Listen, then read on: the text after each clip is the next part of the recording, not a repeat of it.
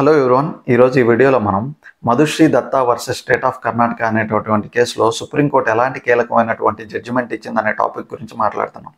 కేసులోని ఫ్యాక్ట్స్లోకి వెళ్తే Juniper networks India అనేటటువంటి ఒక ఐటీ కంపెనీలో పనిచేసేటటువంటి ఒక ఎంప్లాయీ ఒకరోజు బెంగళూరు సిటీ పరిధిలో ఉన్నటువంటి మార్తాలి ఏరియాలో ఉన్నటువంటి హెచ్ఏఎల్ పోలీస్ స్టేషన్లో ఒక కంప్లైంట్ ఇస్తుంది. తను ఇచ్చినటువంటి కంప్లైంట్లో తను ఏం చెప్తుందంటే, తన ఆఫీస్లో ఉన్నటువంటి హెచ్ఆర్ మేనేజర్ పిలిచి తనని ఇమీడియట్గా రిజైన్ చేయాలని చెప్పిందని, రిజైన్ చేయకపోతే వాళ్ళే టెర్మినేట్ చేస్తారని, దీనికి సంబంధించి వాళ్ళు తనను భయపెట్టారని, క్రిమినల్ ఇంటిమిడేషన్కి గురి చేశారని చెప్పేసి, ఇంకా తన దగ్గర ఉండేటటువంటి ల్యాప్టాప్ బ్యాగ్తో పాటు తనకు సంబంధించిన వస్తువులు ఇంకా క్రెడిట్ కార్డ్స్ కూడా స్వాధీనం చేసుకున్నారని, ఆ ల్యాప్టాప్లో తను డెవలప్ చేసినటువంటి కోడ్ ఉందని చెప్పేసి అది తనకు సంబంధించినటువంటి ఇంటలెక్చువల్ ప్రాపర్టీ అని చెప్పేసి ఆ కంప్లైంట్లో ఇస్తుంది. ఈ కంప్లైంట్ని పోలీసు వాళ్ళు నాన్ కాగ్నిజబుల్ రిపోర్ట్గా తీసుకుంటారు. అంటే నాన్ కాగ్నిజబుల్ రిపోర్ట్ అంటే మేజర్ సివియారిటీ లేనటువంటి నార్మల్ కంప్లైంట్, అంటే మర్డరు, రేపు, డెకాయిటీ, థెఫ్ట్ అనేవి కాగ్నిజబుల్ అఫెన్సెస్ కింద వస్తాయి. ఇవన్నీ కాదు కాబట్టి నాన్ కాగ్నిజబుల్ రిపోర్ట్ కింద తీసుకొని దీన్ని వాళ్ళు ఎఫ్ఐఆర్ నమోదు చేయకూడదు. నాన్ కాగ్నిజబుల్ రిపోర్ట్లో వాళ్ళు ముందుగా ఇచ్చినటువంటి కంప్లైంట్ని మ్యాజిస్ట్రేట్కి సబ్మిట్ చేసినట్లయితే మ్యాజిస్ట్రేట్ ఇచ్చేటటువంటి డైరెక్షన్స్ని బేస్ చేసుకొని పోలీసులు ఫర్దర్ యాక్షన్స్ తీసుకుంటారు. సో దీన్ని కాగ్నిజబుల్ అఫెన్స్ కింద పరిగణించకుండా నాన్ కాగ్నిజబుల్ రిపోర్ట్ కింద మ్యాజిస్ట్రేట్కి ఇచ్చినప్పుడు మ్యాజిస్ట్రేట్ ఇచ్చేటటువంటి డైరెక్షన్స్ కోసం వీళ్ళు వెయిట్ చేస్తుంటారు.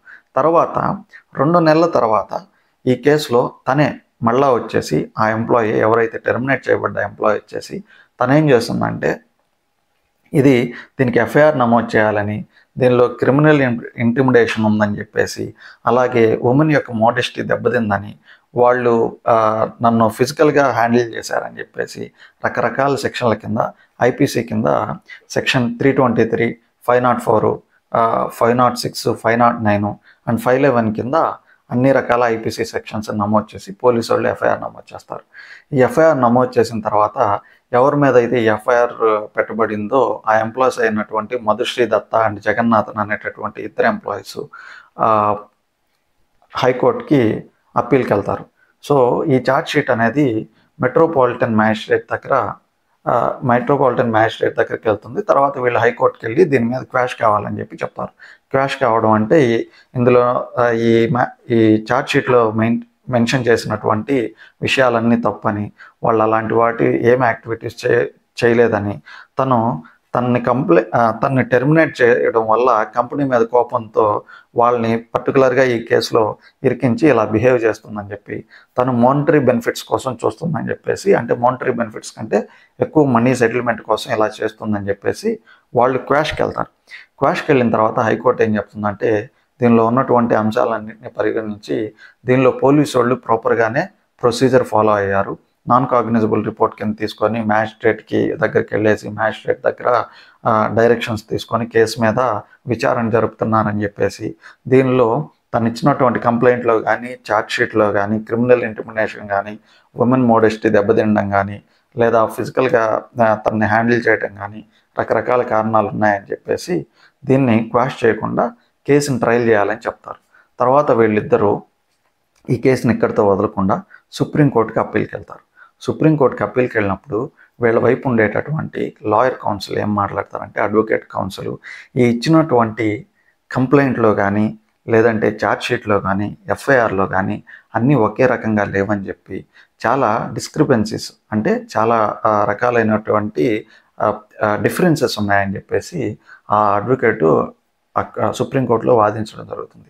అయితే ఆయన క్లియర్గా ఏం చెప్తారంటే, ఇందులో ఎవరైతే హెచ్ఆర్ మేనేజర్ ఉన్నారో తనని రిజైన్ చేయమన్న విషయం ఓకే, కానీ ఇందులో క్రిమినల్ ఇంటిమిడేషన్ కానీ, బాధ పెట్టడం కానీ, భయపెట్టడం కానీ ఏవీ లేవని, ఇవి కంపెనీ యాక్టివిటీస్లో టెర్మినేషన్కి సంబంధించినటువంటి ఒక భాగం అని, ఇది సివిల్ నేచర్కి సంబంధించిన కేసు అని చెప్పేసి, అలాగే హెచ్ఆర్ ఈ యాక్టివిటీస్ చేపించినప్పటికీ కూడా ఇందులో ఈ ఛార్జ్ షీట్లో లేదా కంప్లైంట్లో తను జగన్నాథన్ అనేటటువంటి వేరే ఎంప్లాయీని, సీనియర్ ఎంప్లాయీని మెన్షన్ చేసి ఉన్నారని, తను యాక్చువల్గా ఆ రోజు ఆఫీస్లోనే లేరనే విషయాన్ని క్లియర్గా చెప్తారు. ఆఫీస్లో లేనప్పుడు ఇలాంటి ఫిజికల్ యాక్టివిటీస్ కానీ, ఈ క్రిమినల్ ఇంటిమిడేషన్ కానీ ఇవన్నీ ఎలా జరిగాయని తను పెట్టారని, అలాగే ఏమో చెప్పినటువంటి కంప్లైంట్లోనే వీళ్ళు ఆఫీస్ వాళ్ళు సెక్యూరిటీ గార్డుకి చెప్తే సెక్యూరిటీ గార్డ్ ఆమెను ఫిజికల్గా బయటికి తోశారని చెప్పేసి చెప్పారని, ఫిజికల్గానే తనని హెరాస్ చేశారని చెప్పి కంప్లైంట్లు వస్తుంది. కానీ ఈ ఛార్జ్ షీట్లో దానికి సంబంధించినటువంటి సెక్యూరిటీ గార్డ్ని ఛార్జ్ షీట్లో మెన్షన్ చేయలేదని, అతన్ని ఎందుకు ఇందులో పెట్టలేదని, ఇవన్నీ కలుపుతాలని చెప్పేసి ఆ మోనిటరీ బెనిఫిట్స్ ఎక్స్పెక్ట్ చేస్తుందని, అలానే కాకుండా ఈ కేసు ఆల్రెడీ లేబర్ కోర్టులో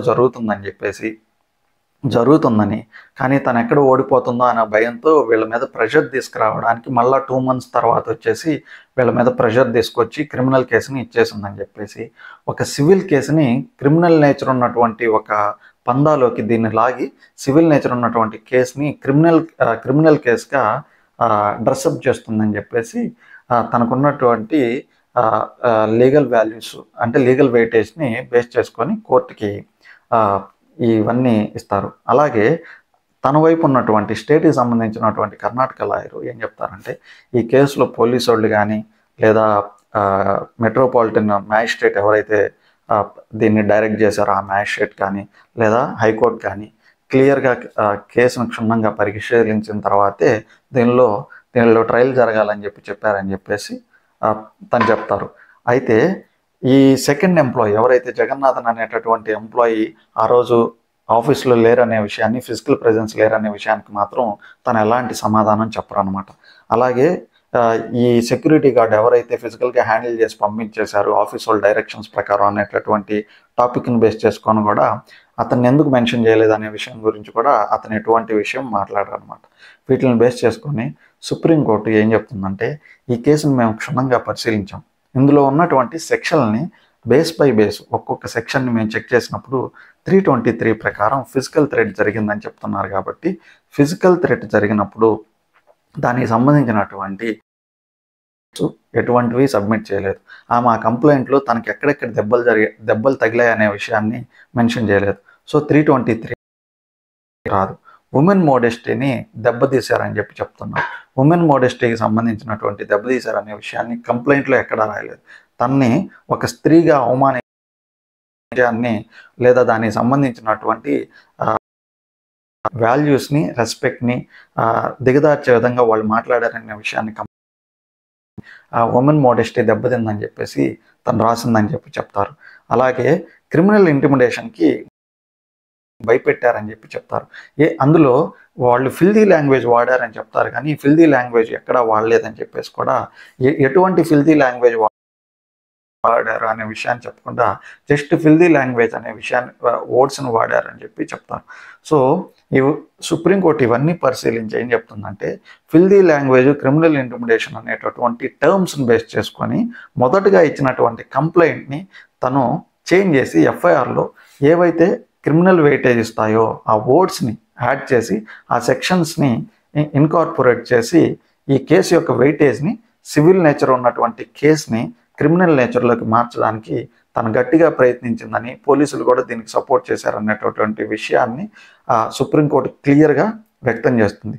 అలాగే ఐటీ కంపెనీస్లో ఉన్నటువంటి పర్సనల్ గ్రెడ్జెస్కి లీగల్ ప్లాట్ఫామ్ అనేది క్రిమినల్ ప్లాట్ఫామ్ను వాడుకోవడం రైట్ కాదని చెప్పేసి కూడా ఇందులో చెప్తూ సుప్రీంకోర్టు ఏం చెప్తుందంటే, తను ఇచ్చేటటువంటి జడ్జిమెంట్ని బేస్ చేసుకొని ఈ జడ్జిమెంట్ని ఆధారంగా లేబర్ కోర్టులో జరిగేటటువంటి సివిల్ నేచర్ ఉన్నటువంటి కేసు ఎటువంటి డైరెక్షన్స్కి గురి కాకూడదని, వాళ్ళు తీసుకోవాల్సినటువంటి ఇండిపెండెంట్ నేచర్ ప్రకారం వాళ్ళు వెరిఫై చేసేదాని ప్రకారం జడ్జిమెంట్ ఇవ్వాలని చెప్పి వీళ్ళు ఇచ్చే సారాంశాన్ని బేస్ చేసుకొని ఆ జడ్జిమెంట్ బేస్ అవ్వకూడదనే విషయాన్ని కూడా లోయర్ కోర్టుకి చెప్తారు, అంటే లేబర్ కోర్టుకి డైరెక్ట్ చేస్తారు. అలాగే వీళ్ళు ఈ కేసులో పర్టికులర్గా ఏం చెప్తారంటే, 482 అనేది ఎవరి మీద అయితే ఛార్జ్ షీట్ను ఉపయోగించి దుర్వినియోగం చేసి ఎటువంటి తప్పు చేయనోళ్ళు ఇలా ప్రాబ్లమ్స్ ఫేస్ చేస్తారో వాళ్ళకి ఒక ఆయుధం లాంటిది ఈ 482 అనేది అనే విషయాన్ని చెప్తుంది. అలాగే ఐటీ ఎంప్లాయీస్ దీన్ని మిస్యూజ్ చేయకూడదని చెప్తుంది. So this is all about this particular case. Thank you so much for watching.